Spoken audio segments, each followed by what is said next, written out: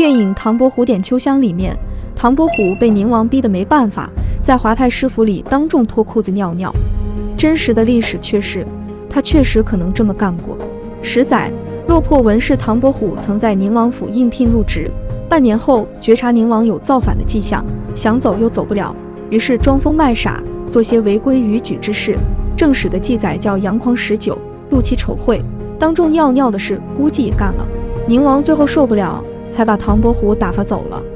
5年后，大明正德14年，宁王真的造反了。这年6月14日是宁王的生日，宁王朱宸濠在借着江西主要官员到宁王府为他庆生谢酒的机会，突然登台宣布：皇太后有密旨，召我起兵，你可观之大义否？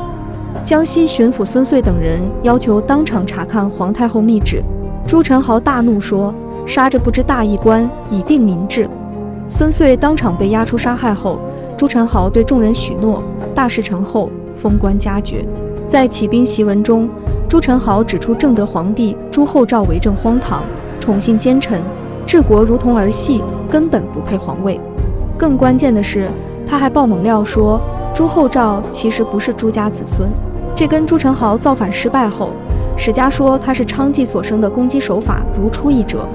对于皇族，血统即是正统，没有血统的人自然不配统治。据估计，朱宸濠起兵时大约握有1万多兵力，号称10万大军出鄱阳湖，必江东下，直指南京，一路破九江，下南康，攻安庆，声势浩大，一时间藩郡震动，宗亲社忧。不幸的是，他遇到了我们本期影片的主人公王阳明。有人说中国历史上只有2个半完人，2个人分别是孔子和王阳明，还有半个是曾国藩。王阳明是千年一遇的文武全才，不仅是一位伟大的哲学家，还是一位杰出的军事家。史书说他好言兵，且善射，忠明之士，文臣用兵制胜，未有如守人者也。朱宸濠起兵时，王阳明任右副都御史，巡抚南昌、赣州等地，正奉命准备前往福建处理卫所军人作乱事件。6日15日，在路上的王阳明听到朱宸濠昨日在南昌起兵的消息，于是我们的江西巡抚王阳明先生光杆司令一个，还被宁王的人追杀得四处躲避。没过几天，王阳明只身一人来到临江知府衙门，此刻的衙门都听说宁王反的消息，纷纷携家带口准备逃离。王守仁大喊一声：戴德如何在？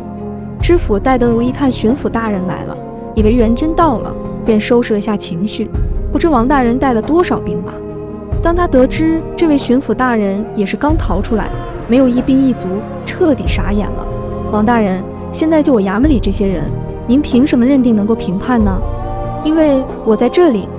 王阳明用震耳欲聋的声音大声重复。一些人走了，但包括戴德如在内的大部分都留了下来，因为他们在面前的这个人身上看到了无与伦比的自信，给了他们力量。就这样，王阳明有了第一批部队。王阳明行军的第一个目标就是吉安，那里易守难攻。他返回吉安后，一方面与吉安知府武文定调集兵粮、船只，另一方面发出征讨令，呼吁各地起兵抗击宁王。王阳明分析说，贼若出长江顺流东下，则南京不可保，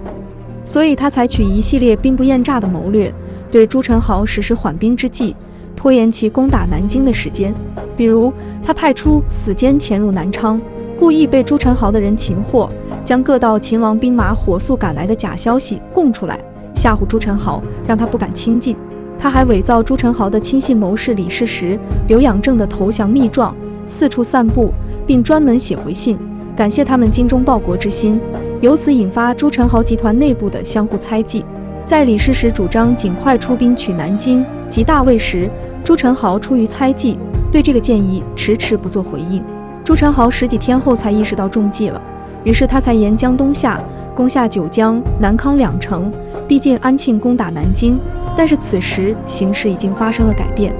王阳明此时已经组建了8万平叛军，直捣宁王的老巢南昌，迫使朱宸濠回援。这一招和历史上的围魏救赵差不多，而且是阳谋，就是明白地告诉你，我就用的是这一招，但是你没有办法，还是要回来救援。一切尽在王阳明的掌握之中。南昌被打下来了，朱宸濠也在回援的过程中被生擒。这场帝国藩王内乱在第43天戛然而止。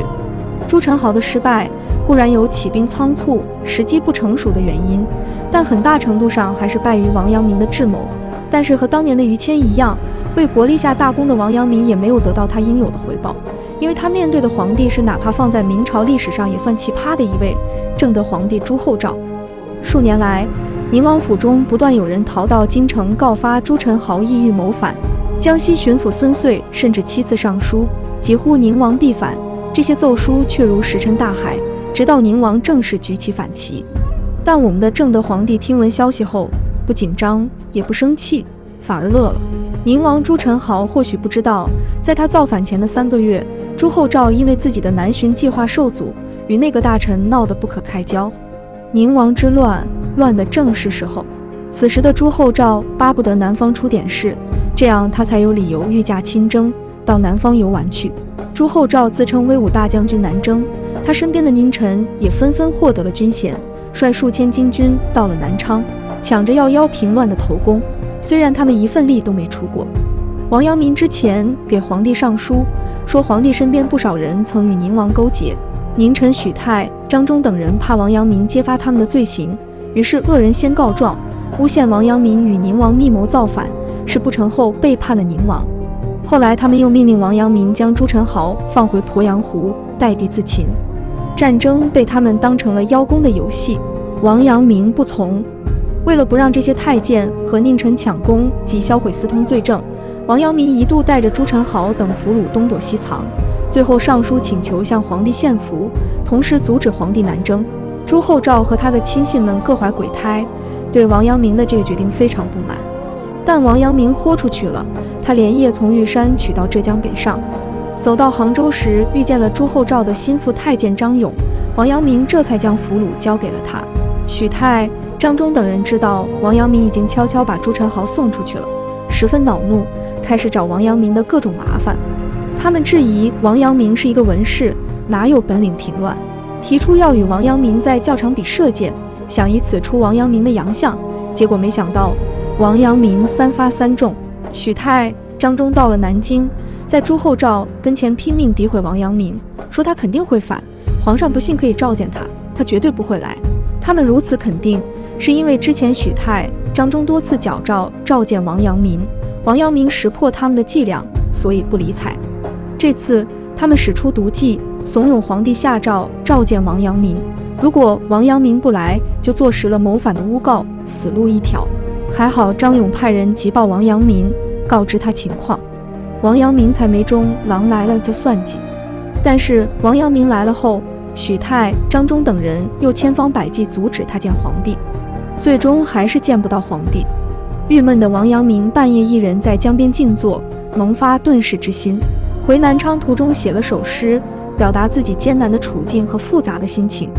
一个为帝国平定藩王之乱的功臣，却落得跟个罪臣似的，不仅自己和属下都未受封赏，连见上皇帝一面自证清白都没办法。如他自己在诗中所言，我要乘船访彭岛，但无论怎么努力都是徒劳的。这就是一代圣贤的悲哀，一个时代的悲哀。就这样，平定宁王之乱的真正的头号功臣王阳明，中正德一朝都未受到朝廷表彰，一直到嘉靖皇帝朱厚熜继位半年后，朝廷才对平乱有功的官员进行封赏。王阳明被封为新建伯，然而他的艰难遭遇并未到此结束，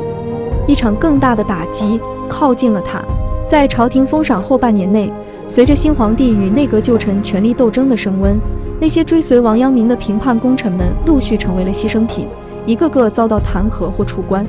这让王阳明如何安心享受伯爵之风？嘉靖元年初及7月，王阳明2次上书请求辞去封爵，却未获批准，只好借扶丧之机辞官还乡。直到嘉靖6年，广西发生土司之乱，两广都御史根本搞不定，朝廷这才又想起王阳明。第2年，王阳明就平定了广西的土司之乱。然而嘉靖皇帝看到捷报后却大发雷霆，说王阳明的捷报近于夸诈，有失信义，恩威倒置，恐伤大体。总之就是怀疑王阳明夸大战功。此时的王阳明已经病重，不等朝廷同意，他就率性选择了返程。朱厚熜并不体谅这些，说他无照行动，目中无震。那些惯于诋毁的朝臣也都出来添油加醋，说他是病狂丧心之人。王阳明最后病逝于江西南安的一条小船上，留下此心光明，义复何言的遗言。朱厚熜一生以类似针对臣下的莫名其妙的打压，实现了皇权的张扬。只可怜一代圣人王阳明，自起兵平定宁王之乱后，就卷入了无休无止的帝国权斗的痛苦之中，至死不免。好在历史终究向王阳明展示了良善的一面，那些生前高高在上的帝王，通通死不足惜，只有他的死，历经500年，仍在照亮无数人的路，此心光明，义复何言。